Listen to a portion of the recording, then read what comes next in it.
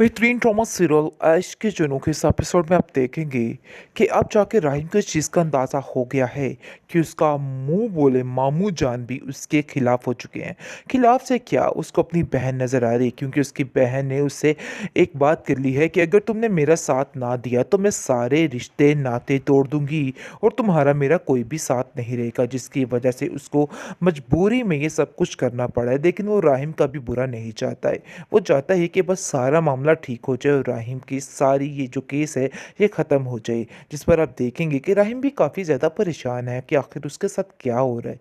उसने तो कभी ऐसा सोचा नहीं, ऐसा किसी के साथ किया नहीं, इतना बुरा उसके साथ कैसे हो सकता है। इस बात की टेंशन ने उस बेचारे को बहुत परेशान कर रखा है और सारा दिन वो यही सोचता रहता है। लोगों की ज़िल्लत भरी नज़रें देख के वो काफ़ी हद तक परेशान है और सोचता है कि आखिर मेरे साथ ऐसा कैसे हो सकता है। मैंने तो कभी किसी का बुरा नहीं सोचा, लेकिन फिर भी ऐसा हुआ तो कैसे हो गया। लेकिन आप देखेंगे कि दूसरी तरफ बहुत ज़्यादा जमाल जो है वो गुस्सा दिलाने की कोशिश कर रहा है, बार बार उन लोगों को बहकावे में डाल रहा, अपने मामू जान को कहता है कि कुछ कीजिए वरना अगर कुछ ना किया तो मामला काफ़ी ख़राब हो जाए। आप नहीं जानते हैं कि ये लोग क्या से क्या कर सकते हैं। आज एक दफ़ा ऐसे हुआ है तो दोबारा भी कल को हो सकता है। लेकिन इस बात की हामी जो है ईमन की माँ नहीं बढ़ती और वो कहती है कि मुझे कुछ भी नहीं करना है।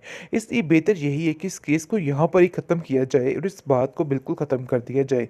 मैं अपनी बेटी को कहीं पे भी नहीं बेचना चाहती, ना ही कोई नाम लेना चाहती हूँ। इसलिए जमाल ये उल्टे सीधे मशवरे आके देना बंद करो। तुम्हारी वजह से तुम्हारे मामू जान का दिमाग भी ख़राब हो जाता है और उनको भी कुछ समझ नहीं आती कि वो क्या करना है और क्या नहीं करना है। इसलिए बेहतर यही है कि इस तरह की ऊट पटांग बातें करनी बंद कर दो। लेकिन दूसरी तरफ आप देखेंगे कि राहिम की माँ जो है वो कहती है कि आखिर मैं ऐसा कैसे कर सकती हूँ। मैं इस लड़के की वजह से यानी कि शहरोज़ की वजह से काफ़ी ज़्यादा संगदिल हो चुकी हूँ और मुझे इस चीज़ का अंदाज़ा हो गया है, लेकिन मैं क्या करूँ, मेरी भी मजबूरी है। वो राहिम के पास आकर इसको समझाने की कोशिश करती है और कहती है कि देखो राहिम, इन सब बातों में मेरी भी मजबूरी है। तुम नहीं जानते कि मैं कितनी मजबूर होकर ये सब कुछ कर रही हूँ।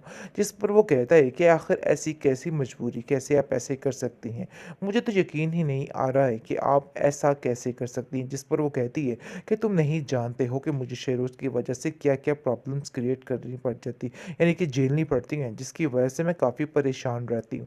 दूसरी तरफ आप देखेंगे कि बार-बार राहिम का बाप यही बात कर रहा है कि मुझे यकीन नहीं आ रहा कि राहिम ऐसा कर सकता है, क्योंकि मुझे उस पर पूरा-पूरा यकीन है। वो कुछ भी गलत नहीं कर सकता। जो कुछ भी हुआ है ये एक सरासर गेम है। कहीं न कहीं उसका शक अपने बेटे की तरफ जा रहा है और सोच रहा है कहीं ऐसा तो नहीं कि वाक़ई में वही गुनहगार हो, क्योंकि मुझे आज तक राहिम में कोई भी गलती नज़र नहीं आई। आखिर मैं कैसे उसको बुरा-भला कह दूँ? मुझे इस बात का पूरा-पूरा यकीन है कि वो कुछ भी गलत नहीं करेगा। जिस पर उसकी माँ कहती है तो इसका मतलब है कि आप शहरोज़ का नाम लेना चाह रहे हैं, जिसकी वजह से बार-बार राहिम की बातों को छुपाने की कोशिश कर रहे हैं ताकि राहिम की सारी बातें ढकी-छुपी रह जाएँ। इस पर वो कहता है कि नहीं, मैं ये नहीं कहना चाह रहा, बल्कि मैं ये कहना चाह रहा हूँ कि बात ये है कि असल बात जो है, मैं ये चाहता हूँ कि राहिम को भी कुछ ना हो, क्योंकि राहिम की ये बेइज़्ज़ती मैं बर्दाश्त नहीं कर सकता। सारे ज़माने में रुसवा हो रहा है मेरा बेटा, तुम इन बातों को नहीं समझ रही हो। काश तुम इन बातों को समझ जाती तो तुम्हें भी समझ आती, लेकिन तुम सिर्फ़ और सिर्फ़ अपने बेटे के बारे में सोच रही हो, इसके अलावा तुम्हारा और कोई भी मकसद नहीं है। और मैं ऐसा कभी भी नहीं करना चाहता। अपने बेटे को मैं सरासर कोई तकलीफ़ नहीं देना चाहता। इसलिए मैंने सोच लिया है कि मैं उसका साथ दूँगा और उसको इस ज़माने भर की गंदी नज़रों से बचा कर रखूँगा, क्योंकि मैं उसको ऐसे अकेला नहीं छोड़ सकता।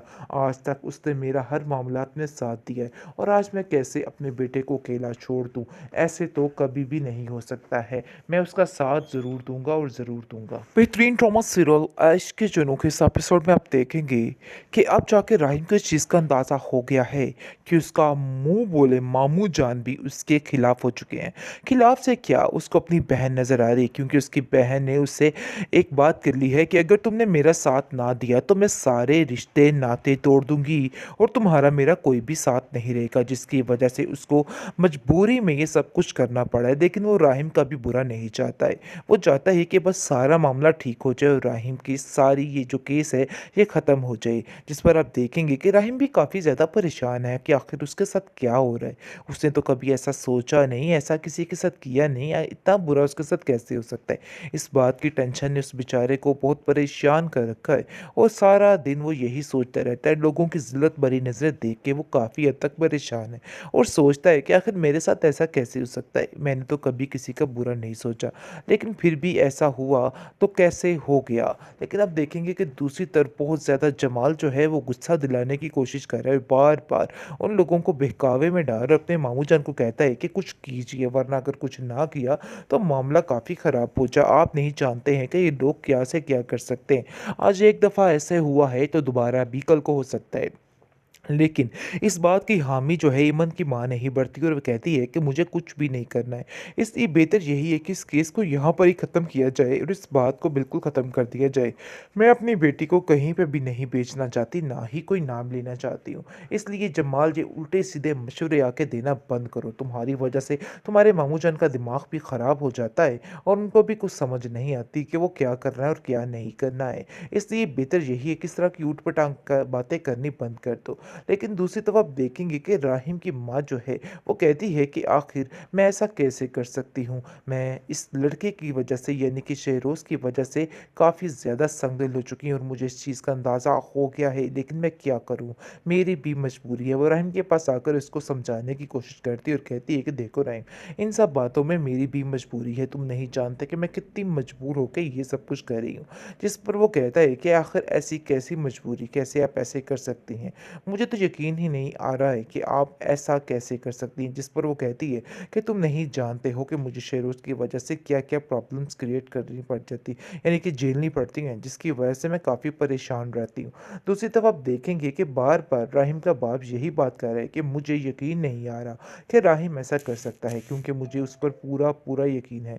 वो कुछ भी गलत नहीं कर सकता। जो कुछ भी हुआ है ये एक सरासर गेम है। कहीं न कहीं उसका शक अपने बेटे की तरफ जा रहा है और सोच रहा है कहीं ऐसा तो नहीं कि वाक़ई में वही गुनहगार हो, क्योंकि मुझे आज तक राहिम में कोई भी गलती नज़र नहीं आई। आखिर मैं कैसे उसको बुरा-भला कह दूँ? मुझे इस बात का पूरा-पूरा यकीन है कि वो कुछ भी गलत नहीं करेगा। जिस पर उसकी माँ कहती है तो इसका मतलब है कि आप शहरोज़ का नाम लेना चाह रहे हैं, जिसकी वजह से बार-बार राहिम की बातों को छुपाने की कोशिश कर रहे हैं ताकि राहिम की सारी बातें ढकी-छुपी रह जाएँ। इस पर वो कहता है कि नहीं, मैं ये नहीं कहना चाह रहा, बल्कि मैं ये कहना चाह रहा हूँ कि बात ये है कि असल बात जो है, मैं ये चाहता हूँ कि राहिम को भी कुछ ना हो, क्योंकि राहिम की ये बेइज़्ज़ती मैं बर्दाश्त नहीं कर सकता। सारे ज़माने में रुसवा हो रहा है मेरा बेटा, तुम इन बातों को नहीं समझ रही हो। काश तुम इन बातों को समझ जाती तो तुम्हें भी समझ आती, लेकिन तुम सिर्फ़ और सिर्फ़ अपने बेटे के बारे में सोच रही हो, इसके अलावा तुम्हारा और कोई भी मकसद नहीं है। और मैं ऐसा कभी भी नहीं करना चाहता। अपने बेटे को मैं सरासर कोई तकलीफ़ नहीं देना चाहता। इसलिए मैंने सोच लिया है कि मैं उसका साथ दूँगा और उसको इस ज़माने भर की गंदी नज़रों से बचा कर रखूँगा, क्योंकि मैं उसको ऐसे अकेला नहीं छोड़ सकता। आज तक उसने मेरा हर मामलात में साथ दिया है और आज मैं कैसे अपने बेटे को अकेला छोड़ दूँ? ऐसे तो कभी भी नहीं हो सकता है। मैं उसका साथ ज़रूर दूँगा और ज़रूर दूँगा।